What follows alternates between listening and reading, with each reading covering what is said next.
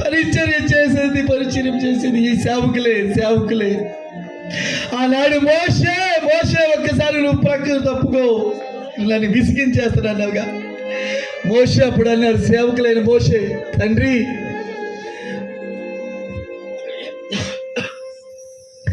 జీవ గ్రంథంలో నా పేరైనా తీసేసినా పర్లేదు గారి నా తండ్రి, నీ స్వాస్థ్యాన్ని ఒక్కసారి జ్ఞాపకం చేసుకో తండ్రి. ప్రభువా, వారిని నశించి చేయవద్దు.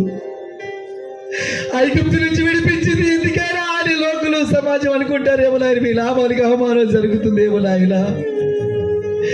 ఒక్కసారి క్షమించని. ఇదిగో ఈ సేవకులేనమ్మ, ఏదికపై నిలబడిన సేవకులే నీ కొరకు నా కొరకు ఉపవాసాలను మోకరించి కాయలు కాసేలాగా భార్య బిడ్డలను కూడా వదిలేసి ఎక్కడికో పరిచయం కోసం వెళుతున్నప్పుడు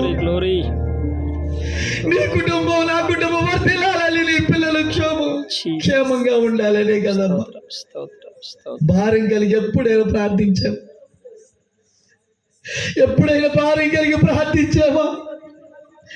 ఆనాడు పౌలును శీలను నాయన బంధింపబడినప్పుడు సంఘం ప్రార్థించిందని నీకు పరిశుద్ధ గ్రంథంలో లేఖలలో పరిచయం చేసింది ఎందుకు? ఒక్కసారి చేతులు జోడించు సహోదరుడా. ప్రతి ఒక్కరు దేవుని దృష్టికి అందరూ సమానులే, అందరూ సహోదరి